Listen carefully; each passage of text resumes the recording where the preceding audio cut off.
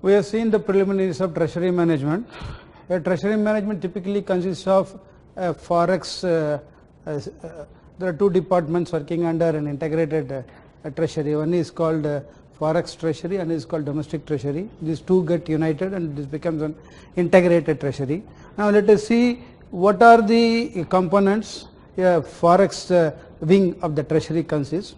To start with, on foreign exchange market, let us see, before going to the department what it consists, let us understand briefly what is a foreign exchange market, particularly in India. Forex market is the most liquid market, as free currencies like dollar, euro, pound sterling or Japanese yen, etc. can be readily bought and sold. So these are all the international currencies. As per the trade report, dollar occupies even today about 80-81% of the entire world trade. That's why it's called as international currency. In case of Indian rupee, yes, Indian rupee also started now trading, not fully, it's partially. In case of Indian rupee, it is only partially convertible, but the market for USD INR is fairly liquid owing to large domestic market and high growth rate of our economy. All these things has happened from 1991 after liberalization. Forex market is also most transparent, as most of the transactions take place on online across time zones in electronic medium, and the exchange rate movements are reflected on the screen from moment to moment. No, there is no outcry system and all that. All the rates are coming in the Reuters or Bloomberg, and you can see the rates are flickering. It changes every tick. We can see that very transparent, whether market is going up or coming down, rupee is appreciating or depreciating, everything you can see using this electronic gadgets, Reuters or Bloomberg. For most currencies, dealers in the Forex market offer two-way quotes. It is not a one-way quote. Dollar can be purchased or dollar can be sold against rupee. So they give, unlike the traders, they only sell the goods, accept the cash. But in case of Forex market, suppose you take dollar is the commodity, the Forex interbank market, it can sell the dollar, it can buy the dollar against rupee. That's why it's called two-way quote. And one more thing, when the market is becoming higher and efficient, the difference between the buying and selling rate becomes very close. If the rates are very close, we can very well say that the market is very efficient. There are a lot of trades taking place. So narrower the spread between the buying and the selling rate, more liquid is the currency market. This is what one of the to define or to decide whether the rupee dollar market is very efficient, see the spread between the buying and selling rate. Now again, the Forex transaction can be divided into a spot contract or spot trade and a forward trade, and even under spot trade there are four sub-components. Let us see for a discussion what is Forex spot trade. Currencies are mostly bought and sold on spot trades. Settlement takes place in 2 working days from the date. It means spot means suppose the transaction takes place on Monday, the settlement will be on Wednesday. It's called T+2. That's called a spot. And again, when the transaction is Monday, the settlement takes place on Tuesday, it's called T+1, or it's called term contract. Tomorrow being term contract. And again, there can be a third variety.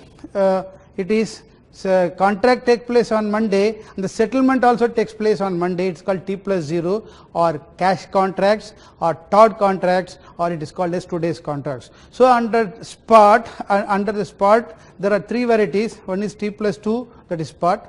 There is T+1, that is term. T+0, that is cash contracts. That is all explained there. So anything beyond spot T+2, it is called as forward contracts. So if the contract is silent, let us think that the dealer has not mentioned anything, and the trade or the computer by default takes the contract as spot. Otherwise, the dealer has to say, I want cash contract, I want term contract, I want future contract. If nothing is specified, by default the trade and the computer, the system by default assumes it's a spot contract, because world over around 95 to 90 to 95% of the transaction takes place only on spot. That's why if a contract is silent on settlement date, then by default it is assumed as spot trade as per the customs or forex trade. Now we have seen what is spot contract. Now quickly we will move to see what is forward contract. A forward contract is a contract which is beyond spot date. It means, let us think that the contract takes place on Monday, and if the delivery or settlement takes place on Wednesday, it is spot, but the customer wants the delivery on Thursday or Friday beyond spot, then it's called forward. Anything beyond spot is forward.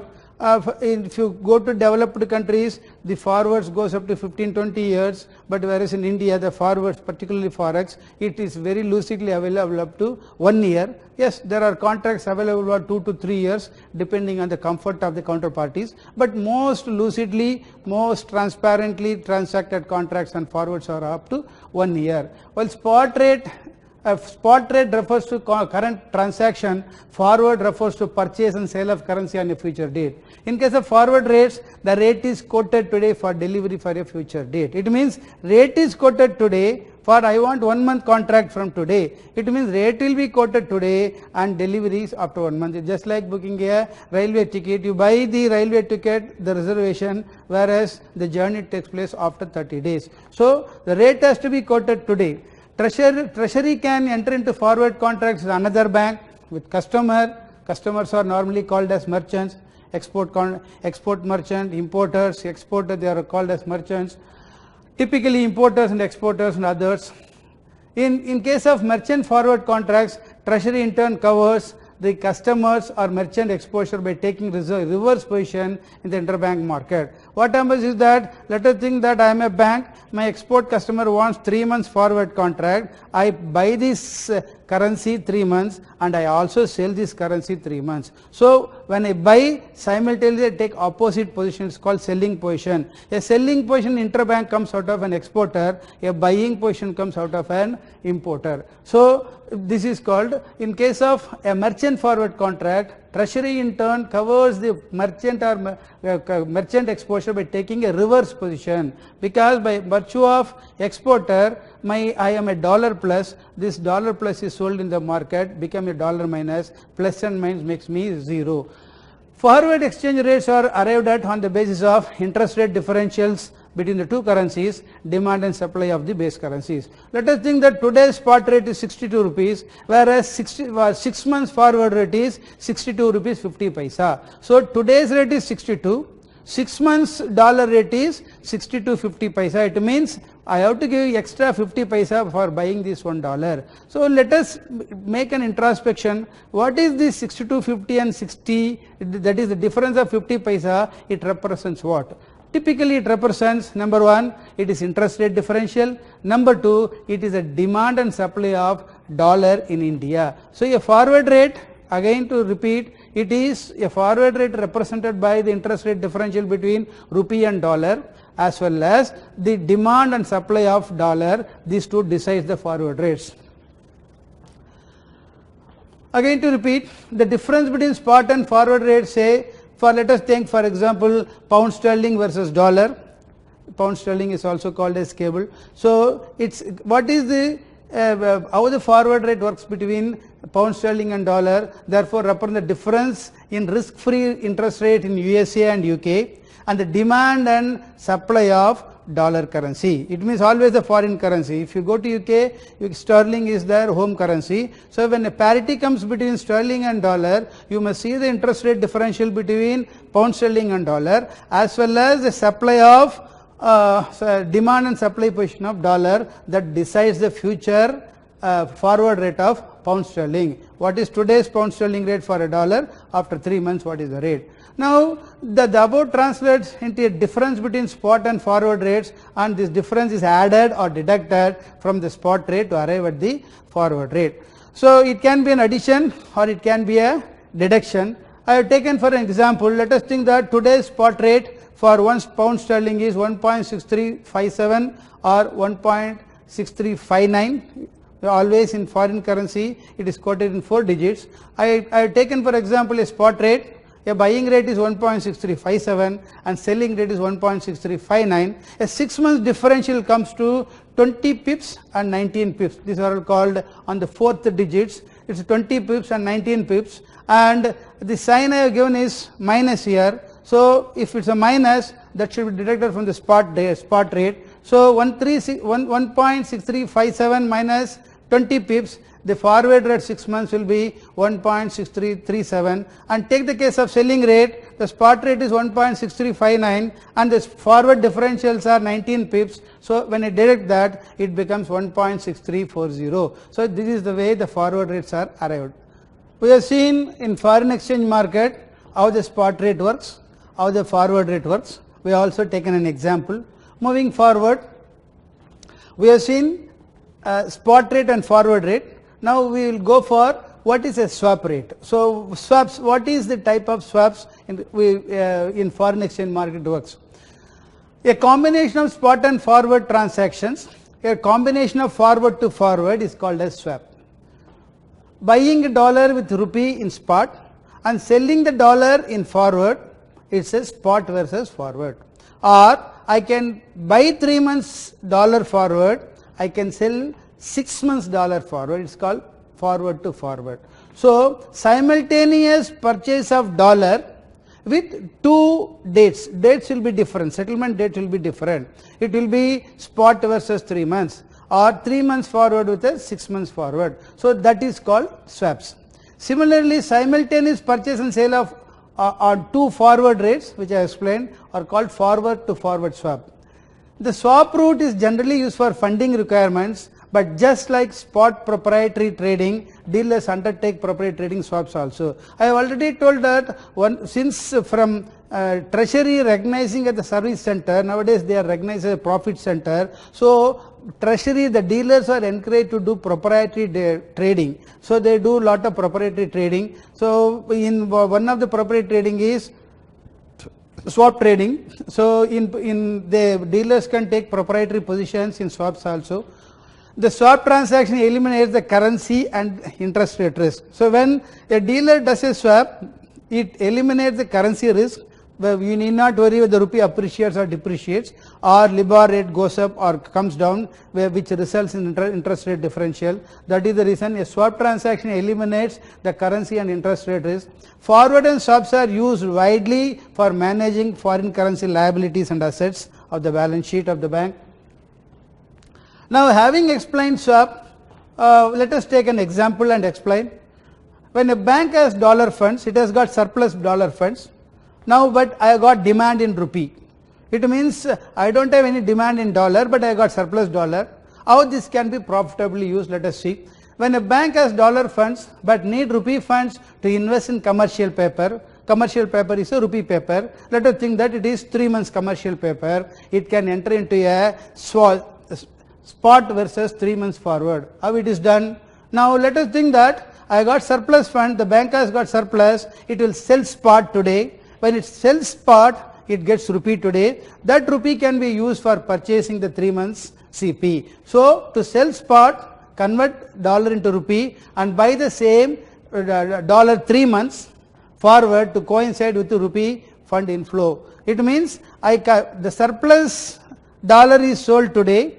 It is converted into rupee. That rupee is invested in 3 months CP, and again go back to the first leg. I sold dollar, again I buy dollar 3 months. The 3 months dollar will exactly coincide with the due date of CP. It means from CP now, today I invested rupee, on 3 months I will get this rupee. With the rupee I will settle that sell leg. So if the interest rate earned on in this swap, let us think that there is an interest component in buy and sell, and if on the dollar leg, and if the interest rate earned on CP is more than the cost of dollar swap, or this is called as swap cost, the transaction will result in profit. The swap cost would consist of interest rate differential between dollar and rupee and supply and demand of the dollar. It is nothing but the forward, the same example of forward works here. The swap cost, the forward difference in rupee will be the interest rate differential as well as the demand and supply of dollar. So the example says that if you have got a dollar fund surplus, it can be utilized in rupee, and doing a swap, I need not worry about currency risk and interest rate risk. That's why this example is given. Now let us see, migrating further, what are the investment opportunities a bank has got for investing foreign exchange surpluses. Treasury is also responsible for investment of foreign exchange surpluses of the bank, which arise out of profits from treasury. My treasury, the bank gets profit, how it can be utilized. Profits from overseas branch operations. Now almost all banks have got their own branches abroad, State Bank, Bank of Baroda, Bank of India. So they get profit from these operations in overseas. Forex borrowings in overseas market and domestic market, and banks can also borrow in dollar, which is restricted to as a percentage of capital. We will see in the subsequent slides. The forex surplus, it means when the borrowing comes, when the surplus arises out of these profits. And one more thing, some surplus funds arises out of my customer position also. What are these? Suppose an NRI keeps dollar funds in FCNR, then a surplus takes place. An exporter keeps a portion or 100% of their export earnings in EFC, then a surplus takes place, or surplus in, and like we are maintaining, the banks are maintaining current account with the Reserve Bank of India. Same way for foreign exchange transactions, State Bank can maintain a dollar account to Citibank New York in New York. Such accounts are called as nostro accounts, and there can be surplus funds. All these put together, a bank gets a surplus funds, either it is out of its own proprietary profit from its treasury operation, profit from overseas operation, or borrowings in dollar that creates a profit. All this profit plus the customer position, that surplus can arise out of FCNR deposits, EFC deposits, or surplus current account balances that is kept in, surplus balance that is kept in nostro accounts. Now we have seen the surplus. The surplus, if it is kept idle, it is not going to earn any interest. So that is the reason this is to be invested somewhere, so that the treasury will earn some interest on that. Where these funds can be invested, let us see. Banks are permitted to invest in invest foreign exchange surplus in global market. So number one is interbank loans. It can be given as a dollar loan to the merchants, our own domestic Indians. Banks can normally take loans not exceeding 1 year, but mostly overnight deposits from domestic and global banks, subject to pre-approved line of credit. Short-term investments, banks are permitted to invest. So now the surpluses can be invested in foreign the treasury bills.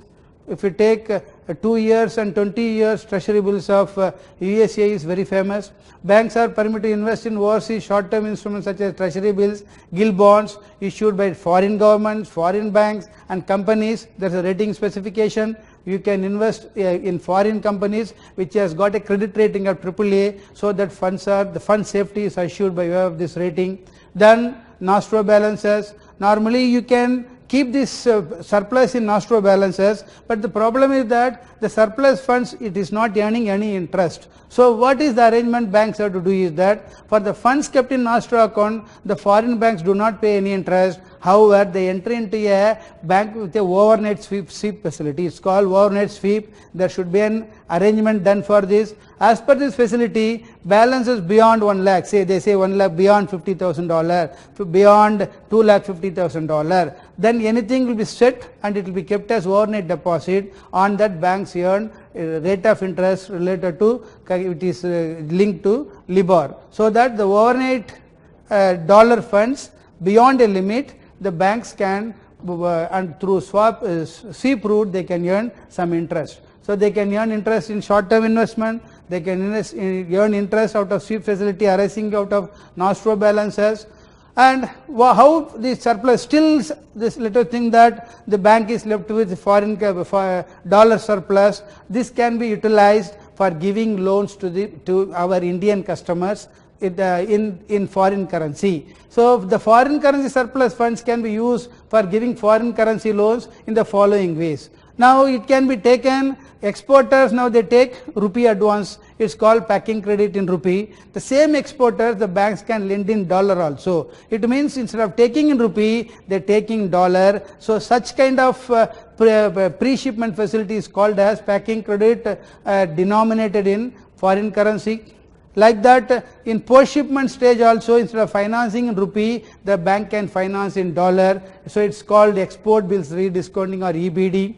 And this is for exporters. For anybody who want loan, term loan, 3 years, 4 years, then instead of rupee loan, they can also take term loans in foreign currency. The only thing is that when such things takes place, let us think that term loan is given, it means the borrower takes the currency risk, because the bank is giving dollar, in term the borrower has to repay the installments in dollar. So the surplus funds can be invested in the form of pre-shipment in dollar, which is called as PCFC. The surplus can be given as loan in the form of post-shipment, it is called as EBD. The surplus can be given as a term loan, it is called as foreign currency loan. In all the above facilities, the credit proposal will be processed and sanctioned by credit department. Now thing is that, now these are all loan facilities. Who will process these proposals? No way, Treasury has no role in credit processing. The credit processing will be restricted only to the credit department. They will see the viability of the proposal, whether it is technically feasible, financially viable. Only Treasury role comes with that, how much surplus is there, whether the surplus can be given as loan in dollar. So even if the credit department sanctions the facility in dollar, the credit department has to take the approval or okay from Treasury in order to make these funds available, that is the dollar funds. In all the above facilities, the credit proposal will be processed and sanctioned by credit department subject to availability of foreign currency fund, for which clearance from Treasury is sought by the credit department of the bank.